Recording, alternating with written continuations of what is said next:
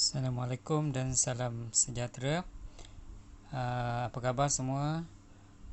Cikgu adalah cikgu sejarah untuk tahun 5 Seroja. Jadi dah sedia untuk belajar Kalau dah sedia, baca doa dulu. Ambil buku teks. Okey. Sebelum tu cikgu nak ingatkan, tolong sediakan 2 buah buku tulis untuk kita. Yang pertama tu kita akan gunakan untuk mencatat nota, kemudian yang kedua kita akan gunakan pula untuk latihan. Okey. Kita akan pergi kepada yang pertama. Kalau tengok yang cikgu post ni adalah buku teks sejarah awak, buku baru kan. Jadi jaga buku elok-elok. Kalau boleh balutkan. Muka surat yang pertama ni adalah macam inilah paparan buku teks awak tu. Okey, kita tengok lagi. Yang ni cikgu akan fokuskan, iaitu yang tajuk-tajuk yang kita akan pelajari sepanjang di tahun 5 lah. Kita ada 12 unit, iaitu yang pertama Institusi Raja Payung Negara, Unit 2 Agama Islam di Malaysia, Unit 3 Bahasa Melayu Warisan Kita, Unit 4 Kedaulatan Negara dicabar, Unit 5 Bangkit Berjuang Penjajah ditentang, Unit 6 Sejarah Kemerdekaan, Unit 7 Yang di-Pertuan Agong Teras Kedaulatan Negara, Unit 8 Jata Negara, Unit 9 Bendera Kebangsaan Malaysia, Unit 10 Lagu Kebangsaan Malaysia, Unit 11 Bahasa Kebangsaan, dan Unit 12 Bunga Raya Bunga Kebangsaan. Okey, ada 12 topik untuk kita belajar.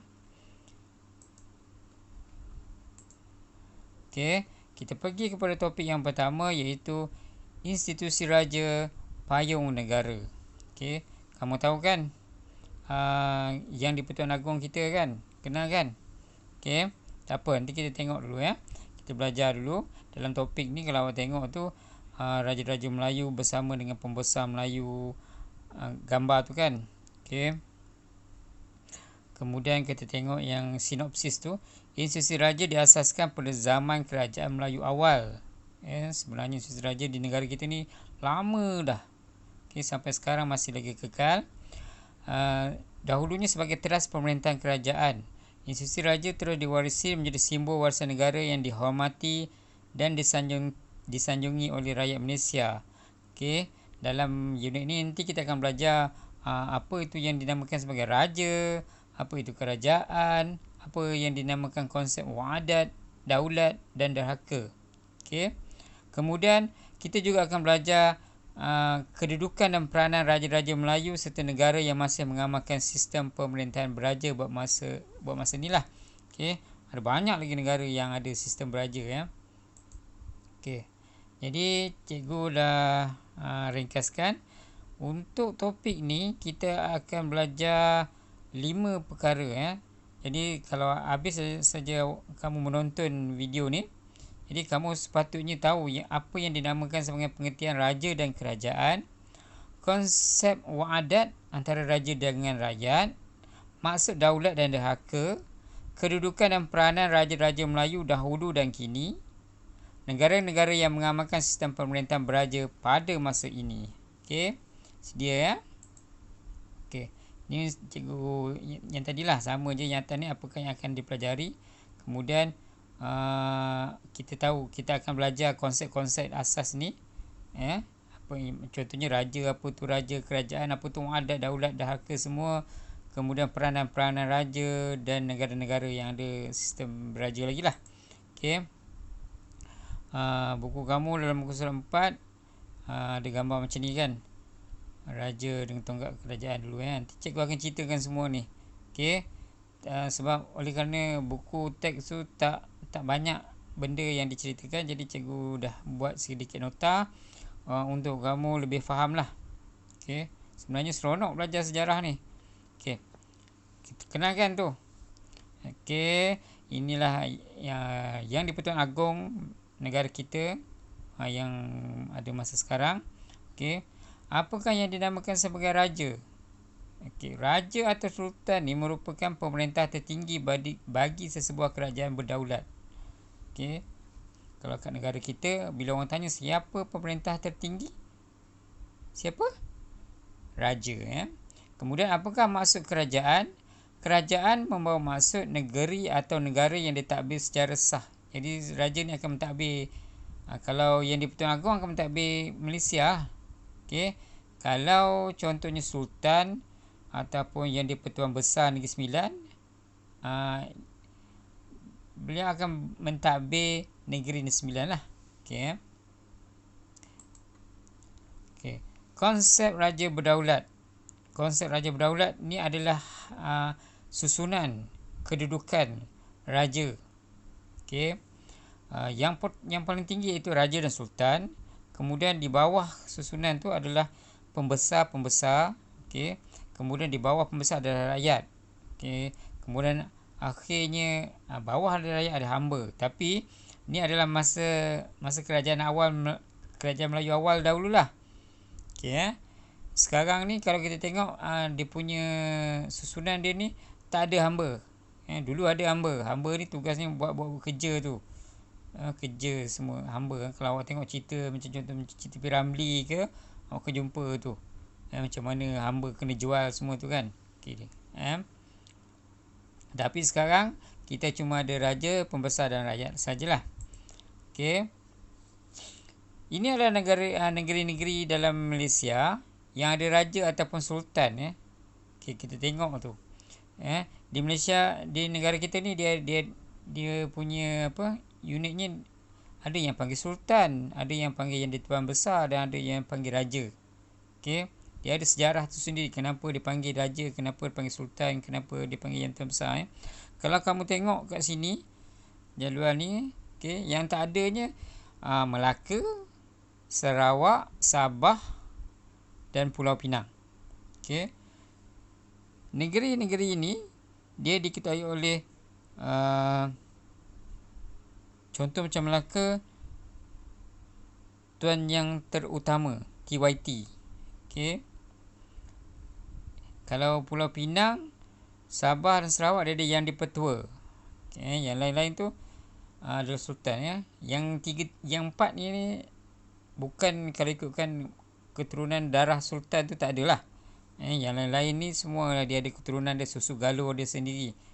Kalau awak belajar nanti sejarah, sultan-sultan dan raja ataupun yang Pertuan Besar ni bukan sebarangan orang boleh dipilih, dilantik. Dia ada keturunan-keturunannya.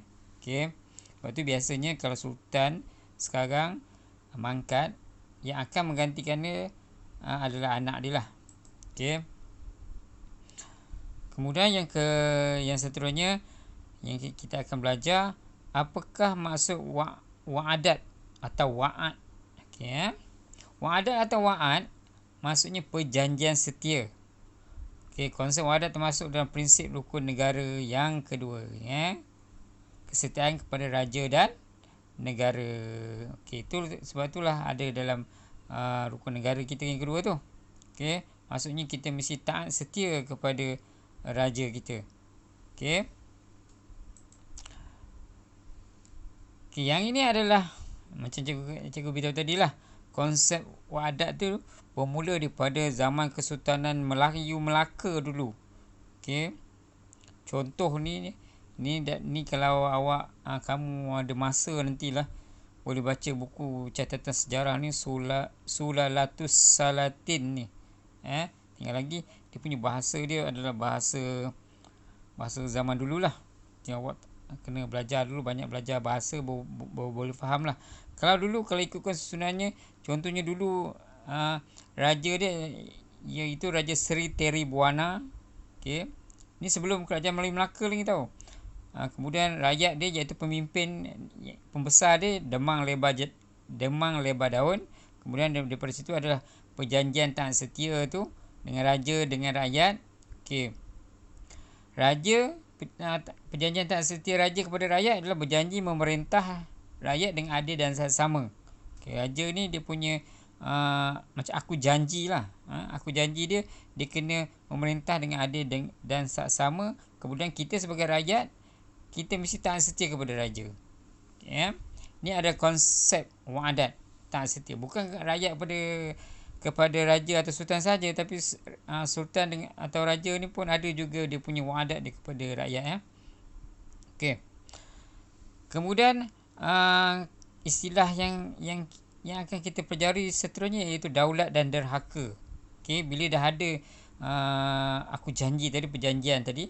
Okey. Jadi dia ada konsep daulat dan derhaka. Sebab tu kalau kamu perasan lah, bila ada gambar agung ke apa ke, dia ada perkataan daulat tuanku. Okay, ataupun kamu pergi ke bandar-bandar diraja, contoh kalau Negeri Sembilan, di Seri Menanti, kamu masuk je kat kawasan tu, ada tu daulat tuanku. Apakah yang dimasukkan daulat? Daulat tu adalah maksudnya lambang kekuasaan tertinggi raja atau sultan terhadap kerajaannya. Sementara yang dinamakan derhaka adalah keingkaran rakyat terhadap titah sultan dan perintah raja atau sultan. Ingkarlah, derhaka, tak dengar cakap. Waktu kalau kita ni orang kata tak dengar cakap ibu dan ayah, orang kata anak derhaka kan. Okey. Jadi asal usul perkataan daulat. Perkataan daulat ni sebenarnya berasal daripada Arab yang bermaksud negeri atau kerajaan lah. Okey. Apa jadi kalau rakyat mendahaka? Okay, rakyat mendahaka ni biasa kalau dulu-dulunya diceritakan akan ditimpa ketulahan, tulah ataupun bencana lah. Kalau tak dengar cakap ingkar perintah raja, akan ditimpa bencana. Kalau kita senang, kalau tak dengar cakap mak ayah, akan ditimpa sesuatu yang buruk lah. Mungkin awak pernah mengalami, kita pernah mengalami. Contoh kalau mak suruh minta tolong, kita tak buat, lepas tu akan berlaku sesuatu yang pada kita. Contohnya kita terjatuh lah, macam tu lah konsepnya. Okay. Kemudian perbezaan. Okay, perbezaan antara institusi raja. Pada ni cikgu pecahkan kepada 4. Okey, yang pertama kerajaan Melayu awal. Kita akan tengok kerajaan Melayu awal tu macam mana peranan raja.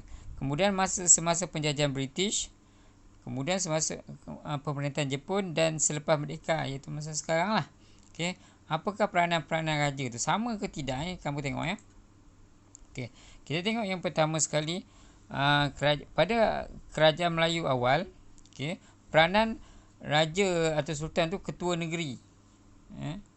Kemudian masa penjajahan British masih lagi sebagai ketua. Okey. Kemudian kedudukan Jepun, pada pendudukan Jepun dikekalkan lagi sebagai ketua. Selepas merdeka sampai sekarang, kita dah panggil sistem raja berperlembagaan. Kita dah tak adalah peranan dia sebagai ketua negeri. Okey, sebab tu kalau kamu tengok macam sekarang ni raja berperlembagaan yang banyak mentadbir negara, yang beri arahan ke kuasa undang-undang adalah Perdana Menteri. Okay. Sebab tu konsep raja berperlembagaan. Kalau dulu sebagai ketua negeri, apa-apa sultan ataupun raja yang akan bagi kata putus. Okay. Kita tengok bidang kuasa. Pada zaman Melayu awal dulu, bidang kuasa raja atau sultan kuasa mutlak dalam pemerintahan. Maksud kuasa mutlak tu dia berkuasa penuh. Nak buat ini ke, tak nak buat ini ke, nak hukum ke apa ke, semua bergantung kepada sultan ataupun raja. Okey.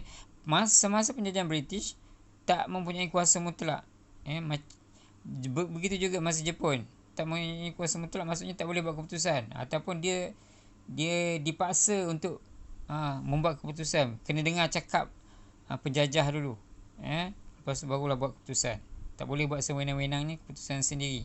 Kemudian selepas merdeka, tertakluk di bawah perlembagaan negeri. Ada perkara-perkara yang boleh, ada perkara-perkara yang tak boleh, bidang kuasa. Okey. Jadi kalau nampak dekat sini ada perbezaan ni kan. Kemudian perubahan seterusnya iaitu pada zaman Melayu awal, segala dasar ditentukan oleh raja. Maksudnya dasar apa-apa pun raja. Seolah-olahnya apa yang raja cakap itulah undang-undang. Okey. Kemudian penjajahan semasa penjajahan British, raja ni hanya sebagai ketua agama Islam dan istiadat Melayu saja. Perkara-perkara lain tak boleh, ditentukan oleh penjajah. Begitu juga masa Jepun. Semasa ni kuasa raja sangat sedikit. Selepas saja merdeka, pentadbiran negeri menteri besar dibantu oleh majlis eksekutif. Okey, pembuat dasar masa tu, pembuat dasar ni macam undang-undang atau peraturan lah. Selepas saja merdeka, pembuat dasarnya bukan lagi raja, tapi oleh kalau negeri menteri besar lah. Okey, menteri besar dengan ada majlis eksekutif, iaitu pegawai-pegawai dia lah. Okey, seterusnya pentadbiran. Bagi pada bahagian pentadbiran, semasa kerajaan Melayu awal dibantu oleh pembesar yang bantu. Okey, kemudian semasa penjajahan British, penasihat British dilantik. Ada orang yang bukan daripada orang sini, iaitu orang British tu bagi cadangan, mesti buat macam ni, mesti buat macam ni. Kemudian pada pendudukan Jepun, Gubernur Jepun urus pentadbiran. Yang ini lagi tak ada kuasa lah raja masa ni. Semua sebenarnya arahan daripada Gubernur Jepun. Selepas merdeka, pentadbiran negara kita, yang kita macam Cikgu beritahu tadi, ditentukan, diuruskan oleh Perdana Menteri dengan Jemaah Menteri. Okey. Kemudian lepas tu lah baru perkenal yang di-Pertuan Agong diperkenalkan selepas merdeka. Sebab tu dulu kita tak ada. Kita tak ada yang di-Pertuan Agong. Kita ada sultan-sultan di setiap negeri. Kita tak ada yang di-Pertuan Agong. Okey. Okey. Dan topik yang terakhir iaitu negara-negara yang mengamalkan sistem pemerintahan beraja pada masa ini. Okey, yang cikgu senarai ni 6. Dia sebenarnya banyak. Kalau tak silap cikgu dalam 44-45 macam itulah negara-negara di dunia yang mengamalkan sistem pemerintahan beraja. Ada lagi, tapi beza dia adalah kuasa raja dia lah. Kebanyakannya negara-negara ni kuasa raja dia dah macam negara kita lah, kecuali Brunei. Brunei dia masih lagi kuat dengan sistem pemerintahan beraja dia. Okay. Brunei. Okay. Jadi untuk topik ni, kalau kamu tengok tadi, cikgu kata tadi ada 5 perkara yang mesti awak tahu. Okay. Awak mesti faham, iaitu pengertian raja dan kerajaan. Yang kedua, konsep wang adat antara raja dan rakyat, maksud daulat dan dahaka, kedudukan dan peranan raja-raja Melayu dahulu dan kini, awak kena tahu beza kan. Okey, kemudian yang kelima, negara-negara yang mengamalkan sistem pemerintahan beraja pada masa ini. Jadi ini saja perkara yang kamu belajar untuk topik yang pertama ni. Jadi cikgu harap nanti cikgu akan bagi satu link lah, untuk kamu dengar betul-betul. Cikgu-cikgu ramai-ramai ni, cikgu-cikgu ramai-ramai ni dicerita yang panjang supaya kamu lebih faham lah. Okay. Jadi untuk yang pertama ni cikgu tak akan bagi kerja lagi. Kamu dengar saja dan faham dulu. Boleh? Okey, jumpa lagi pada minggu depan dengan topik yang seterusnya. Jadi cikgu nak kamu bersedia, duduk rumah elok. Okey, jaga diri semua. Okey, jumpa lagi. Assalamualaikum warahmatullahi wabarakatuh. Semua Bye bye.